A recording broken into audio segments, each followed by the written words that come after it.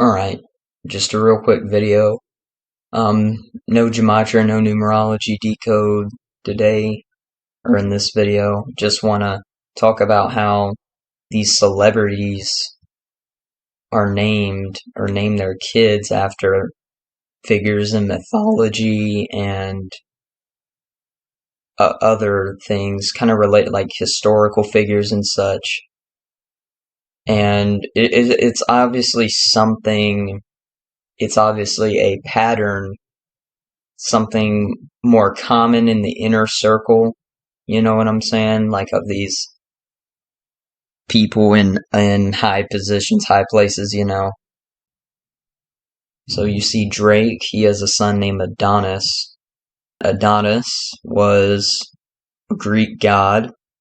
Gwen Stefani's son, his name is Apollo.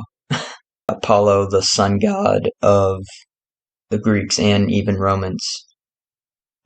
Then we got YK Osiris, that's a very obvious one. Or at least to me, I've known this for a while. He even exposed the music industry. It's what he's known for. And he obviously is owned by, because a lot, like, these people are owned. That's what I'm trying to say. And they name their servants after gods, which is ironic, you know, because they're puppets. Even go far to say slaves, you know, for these people, specifically like Jesuits, the Jesuits. Mac Miller made a song called The Jesuits and decoded that.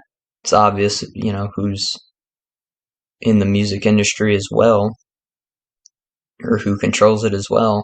The Egyptian deity, god of the afterlife, the dead, resurrection.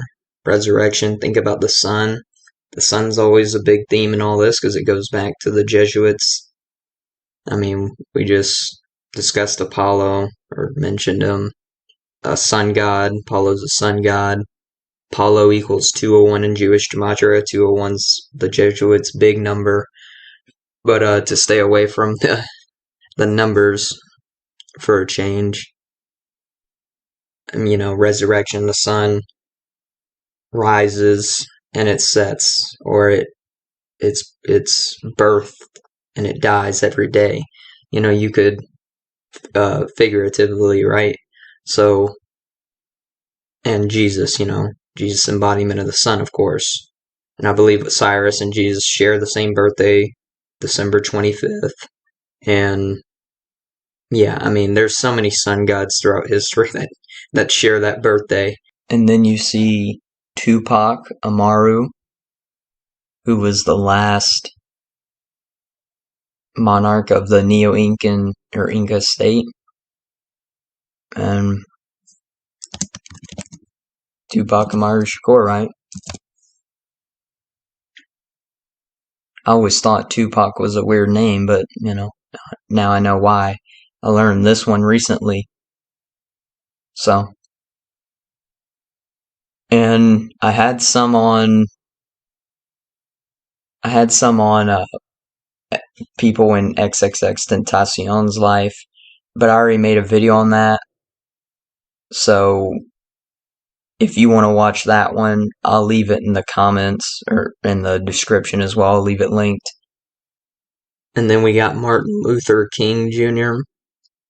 And he got his name from Martin Luther, who led the Protestant Reformation against the Catholic Church and the Jews, I believe.